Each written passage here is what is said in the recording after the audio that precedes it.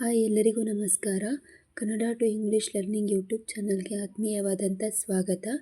ಈ ದಿನ ನಾವು ಇಂಗ್ಲೀಷ್ನ ಕಲಿಕೆಯಲ್ಲಿ ವ್ಯಂಜನಗಳ ಉಚ್ಚಾರಣೆಯ ಬಗ್ಗೆ ನೋಡೋಣ. ಇಂಗ್ಲೀಷ್ನಲ್ಲಿ ವ್ಯಂಜನಗಳ ಉಚ್ಚಾರಣೆ ಹೆಚ್ಚು ಕಮ್ಮಿ ಅವುಗಳ ಕೊಟ್ಟಿರುವ ಕೆಳಗೆ ಕನ್ನಡದ ಉಚ್ಚಾರಣೆಯಂತೆಯೇ ಇರುತ್ತದೆ. ಕನ್ನಡದ ಉಚ್ಚಾರಣೆಯಂತೆಯೇ ಇಂಗ್ಲೀಷ್ನಲ್ಲಿ ವ್ಯಂಜನಗಳ ಉದಾಹರಣೆ ಸರಿಯಾಗಿ ಕಲಿತುಕೊಳ್ಳಬೇಕಂತಂದ್ರೆ ಎತ್ತರದ ಧ್ವನಿಯನ್ನು ಅರ್ಥ ಮಾಡಿಕೊಳ್ಳಬೇಕು ಅಂತ ಪ್ರಯತ್ನಿಸುತ್ತೀವಿ. ಈಗ ಎಲ್ಲ ವ್ಯಂಜನಗಳ ಉಚ್ಚಾರಣೆ ಭಿನ್ನ ಭಿನ್ನ ರೀತಿ ಇರುತ್ತದೆ. ಅದು ಒಬ್ಬೊಬ್ಬರು ಬಾಯಲ್ಲಿ ಒಂದೊಂದು ಥರ. ಅಂತಂದರೆ ಇಂಗ್ಲೀಷ್ ಮಾತೃಭಾಷೆಗೆ ಪಟ ಕ್ಲೀನಾಗಿ ಮಾತಾಡ್ತಾರಲ್ಲ ಅಂಥವ್ರ ಬಾಯಲ್ಲಿ ಕೇಳಿದರೆ ಇದು ಯಾವ ಥರ ಅಂಥೇಳಿ ನಿಮಗೆ ಒಂದು ನಿರ್ಧಾರಕ್ಕೆ ಬರ್ಬೋದು. ಉದಾಹರಣೆ ಕೆ, ಪಿ, ಟಿ ಇವುಗಳ ಉಚ್ಚಾರಣೆ ಕ, ಪ, ಟ ಇವುಗಳಿಗೆ ಪೂರ್ಣವಾಗಿ ಸಮಾನವಾಗಿರುವುದಿಲ್ಲ. ಖ, ಖ, ಫ, ಪ, ಫ, ಥ, ಥ ಇವುಗಳಿಗೆ ಮಧ್ಯಸ್ಥವಾಗಿ ಅದನ್ನು ಉಚ್ಚಾರಣೆ ಮಾಡಲಾಗುತ್ತೆ.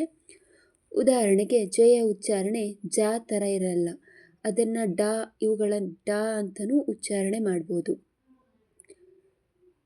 ಈ ರೀತಿಯ ಉಚ್ಚಾರಣೆ ಎಷ್ಟೊಂದು ಸೂಕ್ಷ್ಮವಾಗಿದೆ ಅಂತಂದರೆ ಧ್ಯಾನ ಕೊಟ್ಟು ಕೇಳಿದ್ರೆ ಮಾತ್ರ ಅದು ಯಾವ ಥರ ಅಂತ ಹೇಳಿ ನಾವು ತಿಳ್ಕೊಬೋದು.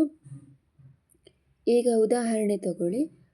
ಆರ್ ಅನ್ನೋ ಅಕ್ಷರ ಆರ್ ಅಂತ ಹೇಳಬೇಕಾದ್ರೆ ನಾಲ್ಗೆಲಿ ವೈಬ್ರೇಷನ್ ಆಗುತ್ತೆ, ರ 2 ಸತಿ ಕೇಳುತ್ತೆ. ಅದೇ ಥರ ರೌಂಡ್, ರಿಯಲ್, ರೀಲ್, ರೋಲ್ ಇವುಗಳ ವ್ಯತ್ಯಾಸವನ್ನು ಸಹ ನೀವು ಕೇಳ್ಬೋದು. ಆರ್ಗೆ ಮೊದಲು ಸ್ವರ ಬಂದು ನಂತರ ವ್ಯಂಜನ ಬಂದರೆ ಆರ್ ಉಚ್ಚಾರಣೆ ಮಾಡಲಾಗುವುದಿಲ್ಲ. ಉದಾಹರಣೆ ಫಾರ್ಮ್, ಆರ್ಮ್, ಆರ್ಟ್. ಎಸ್ನ ಉಚ್ಚಾರಣೆ ಸಾ ಥರ ಇರುತ್ತೆ, ಆದರೆ ಅದರ ಉಚ್ಚಾರಣೆ ಶಿಟಿ ಉದ್ದಿದಾಗ ಹೊರಡೋ ಧ್ವನಿ ಸ್ವಲ್ಪ ಮಟ್ಟಿಗೆ. ಉದಾಹರಣೆ ಸ್ವೀಟ್ ಈ ಥರ ಎಕ್ಸಾಂಪಲ್ಲು. ಎಫ್ ಮತ್ತು ಪಿ ಹೆಚ್ ಇವೆರಡೂ ವರ್ಣಗಳನ್ನು ಫ ಅಂತಲೇ ಉಚ್ಚಾರಣೆ ಮಾಡಲಾಗುತ್ತೆ. ಉದಾಹರಣೆ ಫಾಲ್, ಫಿಲಾಸಫಿ ಇತ್ಯಾದಿ. ವ್ಯಂಜನಗಳ ಉಚ್ಚಾರಣೆ ಈ ಮೇಲೆ ಕೊಟ್ಟಿರುವಂತೆ ಯಾವ ಥರ ಇದೆ ಅಂತ ನೋಡ್ಬೋದು. ಬಿಗೆ ಬಾ ಅಥವಾ ಬಿ ಅನ್ನೋ ಉಚ್ಚಾರಣೆ ಬರುತ್ತೆ. ಸಿಗೆ ಸಾ, ಡಿಗೆ ಡ, ಎಫ್ಗೆ ಫ, ಜಿಗೆ ಘ, ಹೆಚ್ಗೆ ಹ, ಜೆಗೆ ಜ, ಕೆಗೆ ಕ, ಎಲ್ಗೆ ಲ, ಎಂಗೆ ಮ, ಎನ್ಗೆ ನ, ಪಿಗೆ ಪ, ಕ್ಯೂಗೆ ಕ, ಆರ್ಗೆ ರ, ಎಸ್ಗೆ ಸ, ಟಿಗೆ ಟ, ವಿಗೆ ವ, ಡಬ್ಲ್ಯೂಗೂ ಸಹ ವ, ಎಕ್ಸ್ಗೆ ಕ್ಸ, ವೈಗೆ ಯ, ಝೆಡ್ಗೆ ಜ ಅನ್ನುವಂಥ ಉಚ್ಚಾರಣೆ ಬರುತ್ತೆ. ಕನ್ನಡದಲ್ಲಿ ಸ ಇತ್ಯಾದಿ ಯಾವ ವರ್ಣಗಳನ್ನು ಯಾವ ಕ್ರಮದಲ್ಲಿ ಓದಿದರೋ ಅದರ ಉಚ್ಚಾರಣೆ ಬದಲಾಗದೆ ಅದೇ ರೀತಿ ಇರುತ್ತೆ. ಆದರೆ ಇಂಗ್ಲೀಷಲ್ಲಿ ಹಾಗಲ್ಲ. ಸೆಂಟ್ನ ಉಚ್ಚಾರಣೆ ಸೆಂಟ್ ಅಂತ ಆಗುತ್ತೆ, ಅಂದರೆ CENT, ಸಿ ಸೆಂಟ್ ಎಂದಾಗುತ್ತದೆ. ಆದರೆ ಕ್ಯಾಂಟ್ನ ಉಚ್ಚಾರಣೆ ಕ್ಯಾಂಟ್ ಎಂತಾಗುತ್ತದೆ. ಇಂತಹ ಹಲವು ಶಬ್ದಗಳ ಉದಾಹರಣೆಯನ್ನು ಕೊಡಲಾಗಿದೆ. ಸಿಯ ಉಚ್ಚಾರಣೆ, ಸಿಗೆ 2ಗಳಿವೆ, ಸ ಮತ್ತು ಕ. ಮೊದಲನೆಯದಾಗಿ ಸಿಯ ಬಳಿಕ ಇ, ಐ, ವೈ ಅಕ್ಷರಗಳು ಬಂದರೆ ಸಿಯ ಉಚ್ಚಾರಣೆ ಸ ಆಗುತ್ತೆ. ಉದಾಹರಣೆ ಸೈಕ್ಲೋನ್ ಅಂದರೆ ಚಂಡಮಾರುತ, ಸಿನಿಮಾ ಅಂತಂದರೆ ಚಲನಚಿತ್ರ. ಎರಡನೆಯದಾಗಿ ಸಿಯ ಬಳಿಕ A, O, U, K, R, T ಬಂದರೆ ಅದರ ಉಚ್ಚಾರಣೆ ಕ ಆಗುತ್ತದೆ. ಉದಾಹರಣೆಗೆ ಕ್ಯಾಟ್ ಬೆಕ್ಕು, ಬ್ಯಾಕ್ ಹಿಂದೆ, ಲಾಕ್ ಬೀಗ. ಮೂರನೇದಾಗಿ ಸಿಯ ಬಳಿಕ ಐಎ ಅಥವಾ ಇಎ ಬಂದರೆ ಉಚ್ಚಾರಣೆ ಶ ಆಗುತ್ತೆ. ಎಕ್ಸಾಂಪಲ್ ಸೋಷಿಯಲ್ ಅಂದರೆ ಸಾಮಾಜಿಕ. ಜಿಯ ಉಚ್ಚಾರಣಾ ನಿಯಮ. ಜಿಗೆ ಕ ಮತ್ತು ಜ ಅನ್ನುವಂಥ 2 ಉಚ್ಚಾರಣೆಗಳಿವೆ. ಮೊದಲನೇದಾಗಿ ಶಬ್ದದ ಅಂತ್ಯದಲ್ಲಿ GE ಅಕ್ಷರ ಬಂದರೆ ಅದನ್ನು ಜ ಅಂತ ಹೇಳಿ ಉಚ್ಚರಿಸಲಾಗುತ್ತೆ. ಎಕ್ಸಾಂಪಲ್ ಏಜ್ ವಯಸ್ಸು, ಕೇಜ್ ಅಂದರೆ ಪಂಜರ, ಸೇಜ್ ಅಂತಂದರೆ ಮಹಾತ್ಮ. ಹೀಗೆ ಹಲವಾರು ಉದಾಹರಣೆಗಳಿವೆ.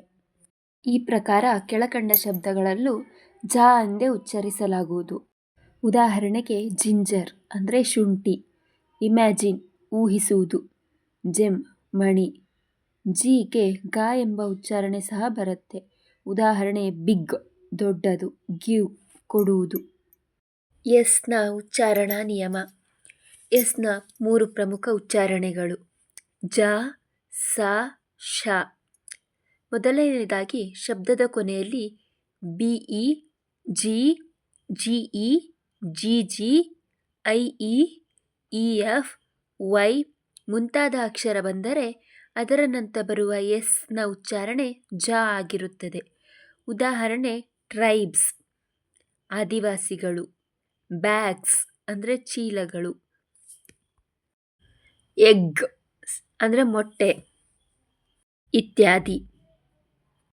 ಎರಡನೆಯದಾಗಿ ಯಾವುದಾದರೂ ಶಬ್ದದ ಕೊನೆಯಲ್ಲಿ ಎಫ್, ಪಿ, ಕೆಇ, ಜಿಎಚ್ಟಿ, ಪಿಇ, ಟಿಇ ಅಕ್ಷರಗಳು ಬಂದರೆ ಆಗ ಅದರ ಉಚ್ಚಾರಣೆ ಸ ಆಗಿರುತ್ತದೆ.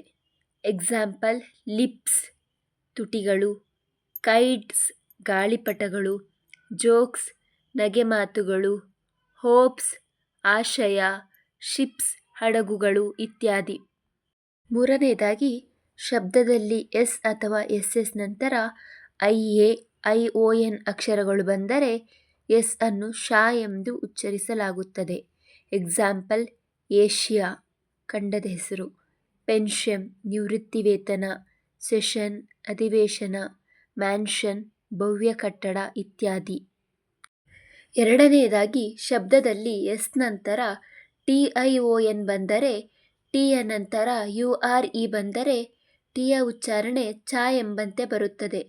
ಉದಾಹರಣೆಗೆ ಕ್ವಶ್ಚನ್ ಅಂದರೆ ಪ್ರಶ್ನೆ, ಕಲ್ಚರ್ ಅಂದರೆ ಸಂಸ್ಕೃತಿ, ಕ್ಯಾಪ್ಚರ್ ಸೆರೆಹಿಡಿ, ನೇಚರ್ ಪ್ರಕೃತಿ ಅಥವಾ ಸ್ವಭಾವ, ಪಿಕ್ಚರ್ ಚಿತ್ರ ಇತ್ಯಾದಿ. ಶಬ್ದದಲ್ಲಿ ಟಿ ನಂತರ ಹೆಚ್ ಬಂದರೆ ಕೆಲವು ಬಾರಿ ತ ಮತ್ತು ದ ಉಚ್ಚಾರಣೆ ಬರುತ್ತದೆ. ಎಕ್ಸಾಂಪಲ್ ತಿಕ್ ಅಂದರೆ ಮಂದವಾದದ್ದು, 3 ಅಂದರೆ 3, ದಿಸ್ ಇದು, ದೇರ್ ಅಲ್ಲಿ. ನಾಲ್ಕನೆಯದಾಗಿ ಶಬ್ದದ ಕೆಲವು ವೇಳೆ ಟಿಎಚ್ ಕನ್ನಡದ ಟಿ ಅಂತೆ ಉಚ್ಚಾರ ಆಗುತ್ತೆ. ಉದಾಹರಣೆ ಥೀಮ್ಸ್, ಥಾಮಸ್ ಇತ್ಯಾದಿ. ಇವಿಷ್ಟು ಇಂಗ್ಲಿಷ್ನಲ್ಲಿ ವ್ಯಂಜನಗಳ ಉಚ್ಚಾರಣೆಯ ನಿಯಮ. ಇವತ್ತಿನ ವಿಡಿಯೋ ಇಷ್ಟ ಆಗಿದೆ ಅಂತಂದರೆ ನಮ್ಮ ಚಾನಲ್ನ ಲೈಕ್ ಮಾಡಿ, ಶೇರ್ ಮಾಡಿ ಹಾಗೂ ಸಬ್ಸ್ಕ್ರೈಬ್ ಮಾಡಿ. ಧನ್ಯವಾದಗಳು.